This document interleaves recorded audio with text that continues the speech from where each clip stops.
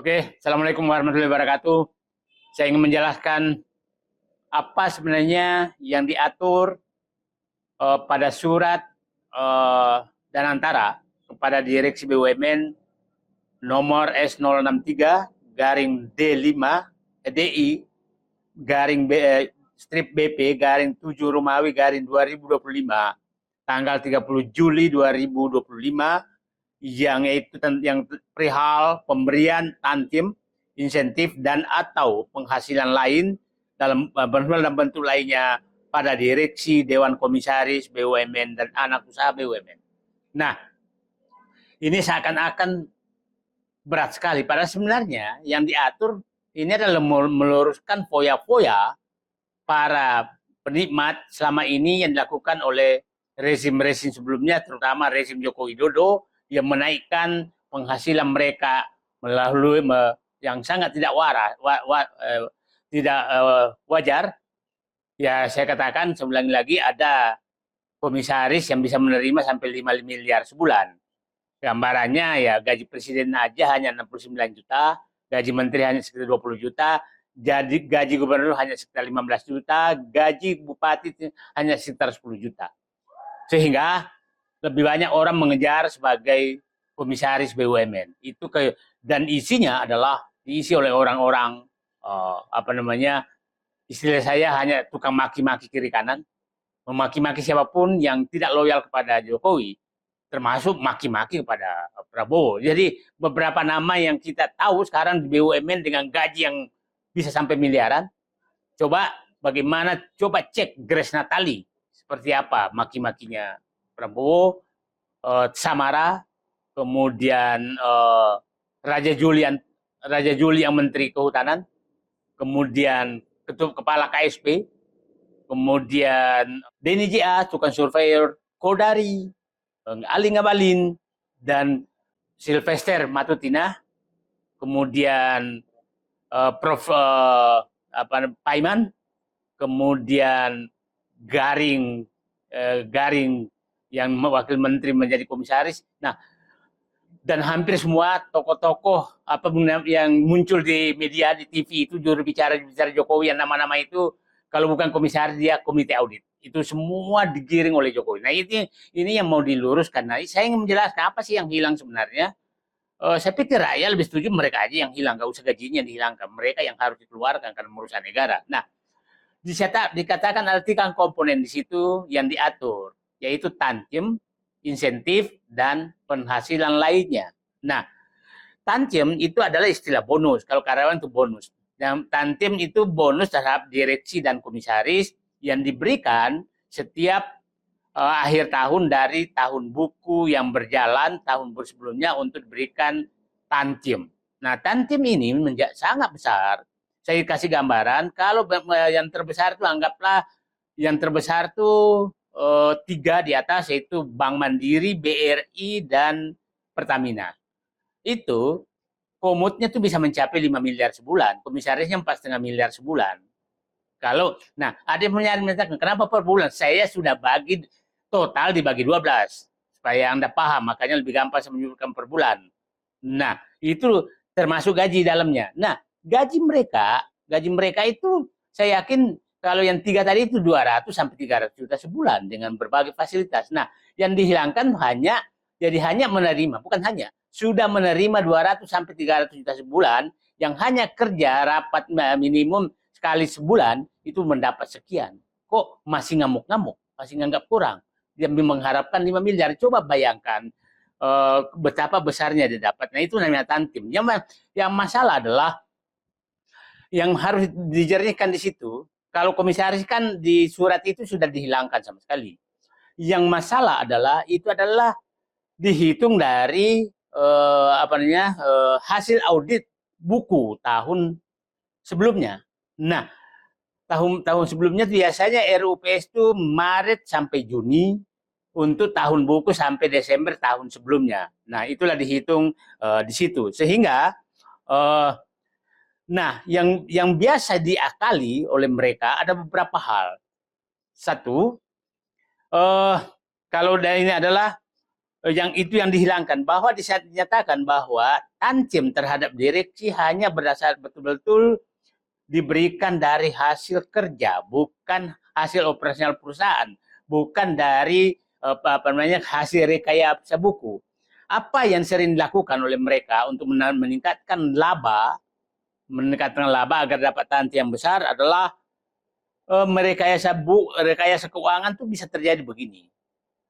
Ini bahwa beban yang harusnya dibayar tahun ini diundur dibayar tahun depan, sehingga pengeluaran kurang dan ditanggung oleh direksi berikutnya kalau terjadi penggantian direksi.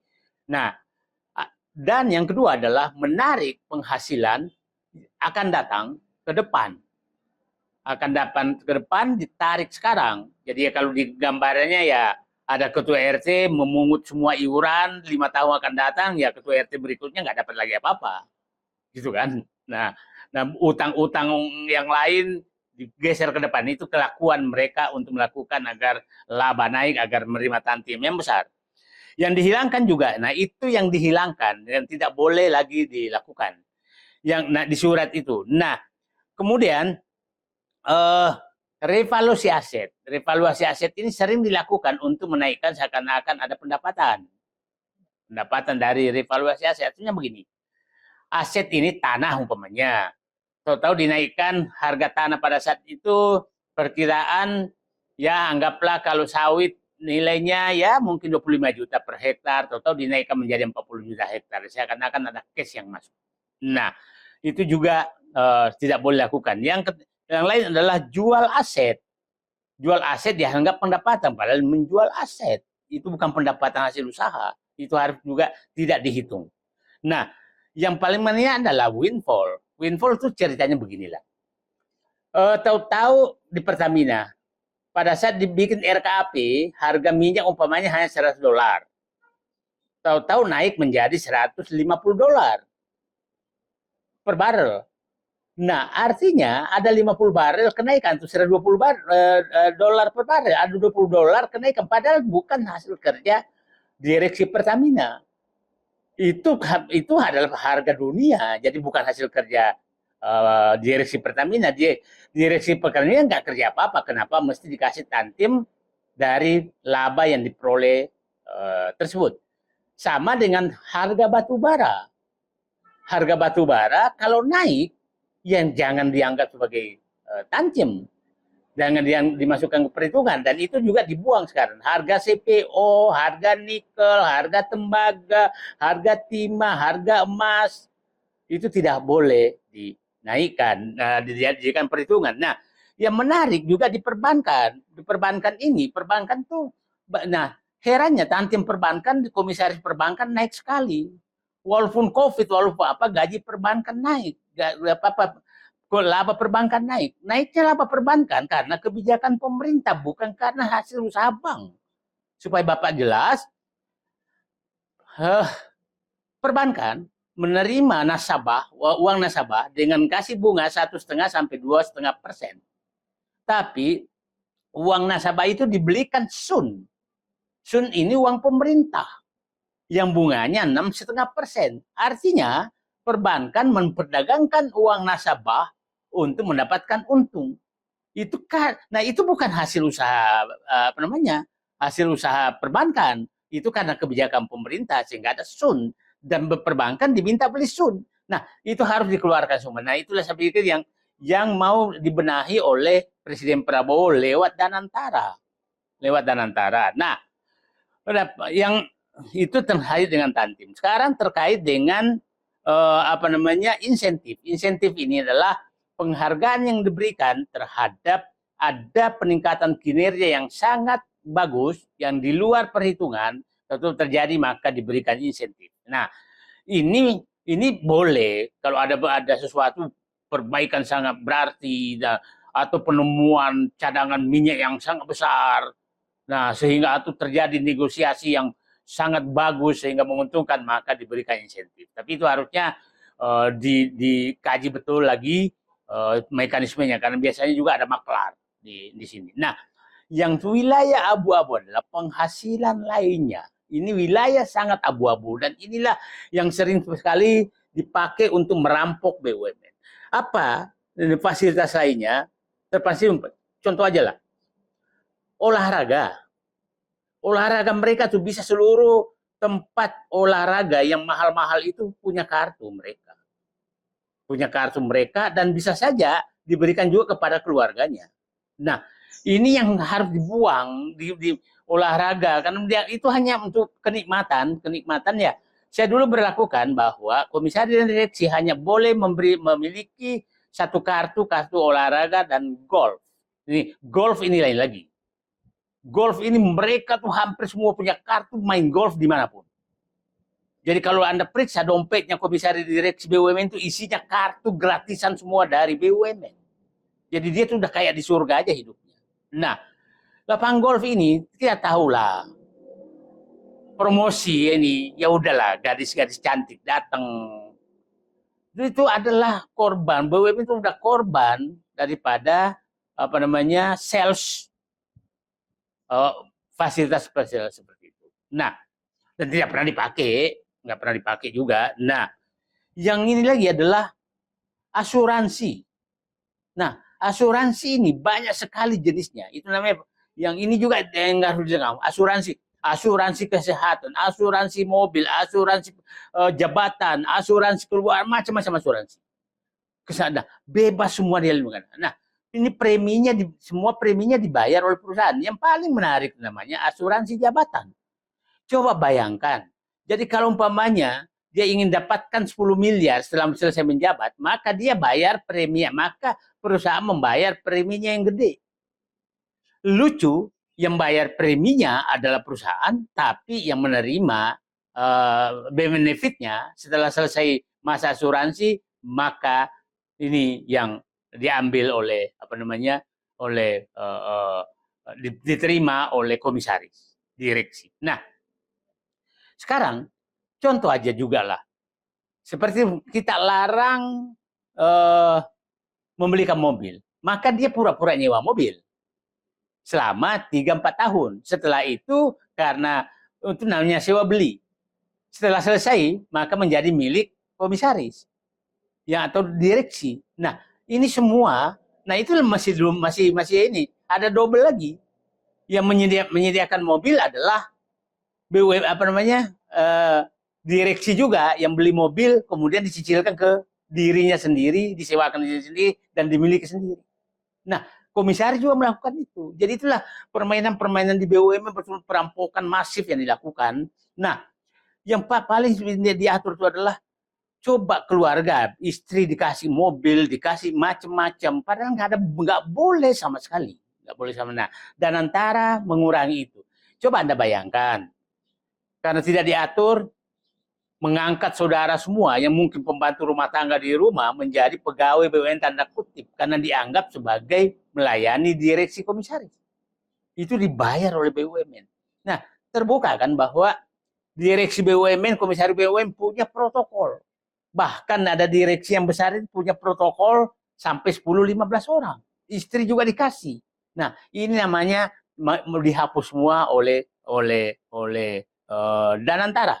Nah, jadi itulah yang mau dihilangkan oleh Danantara, bahwa ini oleh Danantara bahwa ini betul-betul tempat berfoya-foya yang merugikan uang rakyat yang harus dihapus. Nah, terkait penghapusan yang kalau direksi tadi kan direksi yang ditata itu.